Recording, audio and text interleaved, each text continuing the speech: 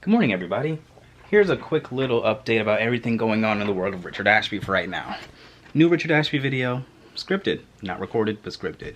The UGC portfolio, everything's recorded, not quite edited, but will be done before I go to bed tonight, more than likely. Mood-wise, I'm fine. What did I do today? Worked on everything I mentioned first. Alright, now that we got that out of the way, I want to talk about something that is well overdue. I mentioned a long time ago that I was reading a book and I never actually spoke about it. So today is a long overdue review of Andrew Huang's book, Make Your Own Rules. Long story short, Make Your Own Rules is really, really good. I thoroughly enjoyed it. As someone who has been a fan of Andrew Huang for a long time, it was really cool to get a look into who he was deeper as a person, but also as a creator. Now, this book doesn't only just do that, it also serves as a form of autobiography for Andrew Huang, which is pretty interesting in and of itself, considering he's a minority creator who makes his living doing things that most minority parents wouldn't be exactly that thrilled about. And the book actually does make a fair amount of talks about how that did, go through with his family and his upbringing and how they felt about all that kind of stuff. That stuff is really cool, but it's not really the meat and bones of what this is about. Meat and bones? Meat and butter? Meat and bread? I don't know the expression. Now, this book came to me at a time when I kind of really needed it. I told you I bought this when it came out. I almost said I bought it on launch. I bought it when the book released, not the February that passed, but the one before that. And I never actually got through to finish it.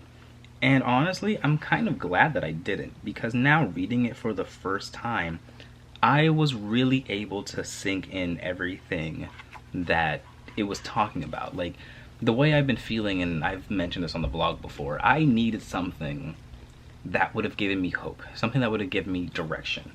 And I think it was this book. I think this book was part of the reason why I've been almost having a sort of renaissance, a resurgence in my motivation, in my creativity, in my drive. The book is broken up into 4 different parts, and they're not sequential, so you can kind of cherry pick what you want to read out of it, because you don't need to read a different one to understand the one after it. He goes through all the parts of what's important to a digital creator nowadays, which is, like making art in a digital field, and how do you make money, like growing your business, what does it actually matter, and how does that all relate to where you came from. All of those things are very imperative to, I don't know if imperative is the right word, I'll say foundational to what it is to be a creator. And I think he goes through each of these things beautifully. Something he did speak about in the book, which I appreciated, was the fact that he is we'll call him a naturally lucky person, because that's something I feel like most people don't really think about. Like, a lot of people are just like, oh, it wasn't luck, I worked hard and blah blah blah blah blah. But I do believe, to a certain extent, everything is luck. It's a weird thing, because I don't necessarily believe in luck, but I do think there are lucky people in the world, and I don't consider myself to be one of them. So when I see people who are, I would classify as lucky, and they tell me that they're not, I don't diminish other people's, I don't diminish other people's efforts and their work or whatever, but sometimes you see 2 people doing the exact same thing and one person makes it and one person doesn't. And I think sometimes it really just comes down to luck. There may be other factors, of course, but that might be a factor as well. So not only does the book serve as a form of autobiography, it also does serve a task of being, we'll say, like a self-help book. As you're finishing chapters, there'll be little boxes where they'll just be like, oh, reflections, where he'll be like, oh, this is a way you can think about what I just wrote about. How does that apply to you? Can you think about times where you've done things like this or whatever? And I did play along with that part, and it got me thinking about some things that I don't think I would have even thought about without some sort of guidance like this book. Now, that's not to say that this is a self-help book, so to speak, but it definitely can lean in that direction. We'll say it's a self-guidance book. Part of the reason this was so important to me as like just a concept is that Andrew Huang has been one of the people to me that is doing the thing that I want to do. I've said it before, like, he is living my best life. He is a online music creator. He is doing the thing he's always wanted to do. He has made a very, very comfortable living doing the thing that he's always wanted to do. And he doesn't have to answer to anybody, because he is the person to answer to. And that is something that I've always wanted to accomplish.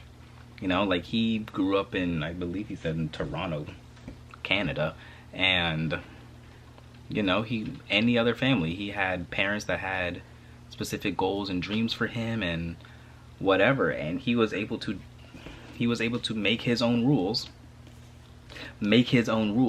and you know, come into his own and be a success on his own. And that is something that I strive to be for myself, and that's what I'm working for. You know, that's what I'm working so hard for with this UGC stuff and with my other main channel and even this channel here. This is a passion project, but if I can find a way to turn this into people care about, you know, what I'm doing, what I'm saying, my friends, you know, I would absolutely love that.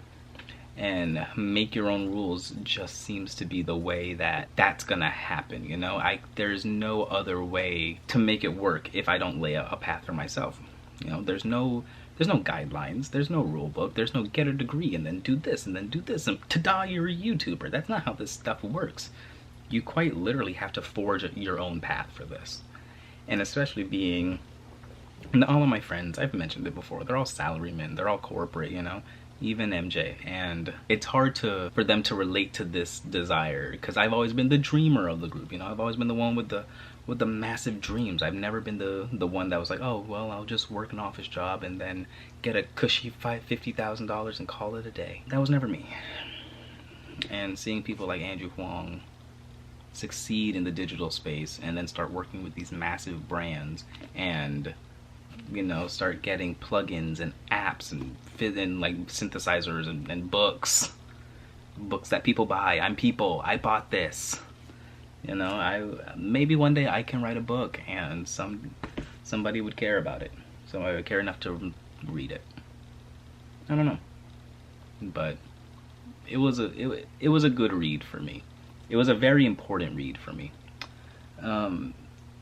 Yeah, that was very rambly. I don't think I said anything worth talking about, but long story short, I really enjoyed this book, and I will probably pick it up again in the future if I ever need inspiration again. I think that's it.